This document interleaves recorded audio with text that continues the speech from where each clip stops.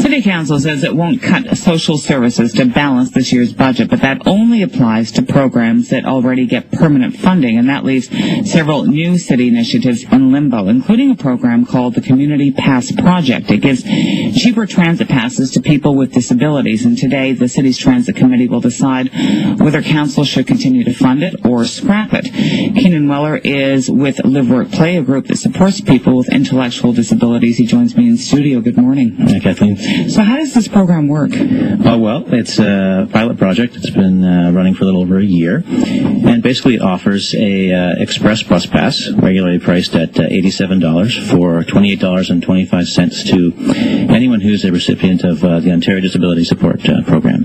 And this is someone then who would be living on an income that would be, below $1,000 a month? That's correct. The maximum is $979. And how well used was this program by people who would qualify? It's been a resounding success, I think, beyond everyone's expectations. As I understand, over 4,000 people took advantage of the program. And of those who used it, there was a survey conducted with more than 400 of them showing tremendous numbers in terms of about 75% reporting that they got around more easily in the city, over 70% saying they were using the bus more, that their personal finances were in better shape, that their independence was increased, their self-esteem was increased. So in that respect, a resounding success for the program. And also in terms of numbers, about 4,000 people took advantage of this, but I gather it was the success might be part of the problem here because it was used more than the city anticipated. Well, that's the kind of the irony. What's happened is they underestimated the numbers of people with disabilities who were paying to use the bus with cash or tickets, which is the most expensive option. So as a result, they figured out revenues are down more than they anticipated because of the program. But what it means is the people who could least afford transit were paying the highest fares. So it's a really wonderful and something we should be proud of, that those people are now using a pass and accessing the system. Do you have a sense of how City Council views this project and what their commitment to it is? Well, the good news is I don't think there's anyone on record at this time as saying they oppose continuing the program. So that is good. However, I was a bit nervous in terms of reading the report and this discussion of the fact that it is costing the city more than they had anticipated. That makes me a bit nervous. It doesn't seem like a celebration of the fact that people are now getting affordable access. It sounds more like a questioning of, is this something that we can afford to do?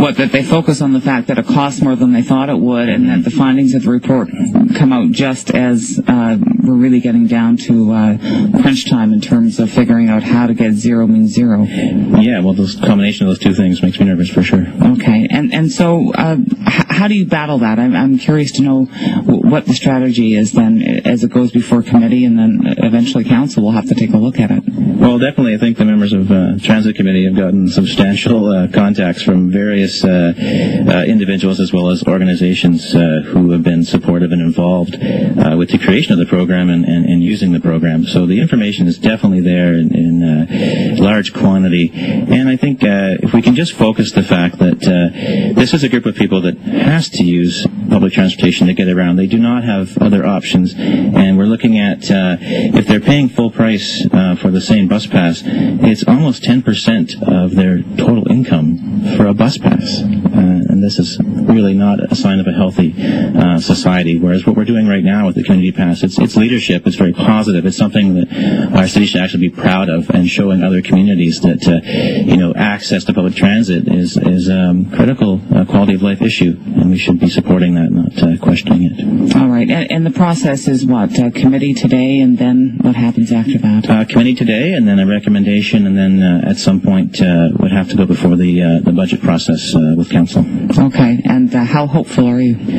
Very hopeful. I guess until this report of about 2 weeks ago came out, pretty much, 100% confident. And it's waned a bit, but I think we've had many contacts from other groups and individuals around the city, and the support seems to be quite broad at this point. Can't find anyone who can say a bad thing about people with disabilities accessing the transit system. So we're pretty hopeful. Okay. Keenan, we'll leave it there. Thanks very much for coming in. I do appreciate it. It's a pleasure. Thanks. We'll watch closely. Keenan Weller is with Live Work Play, an organization that supports people with intellectual disabilities.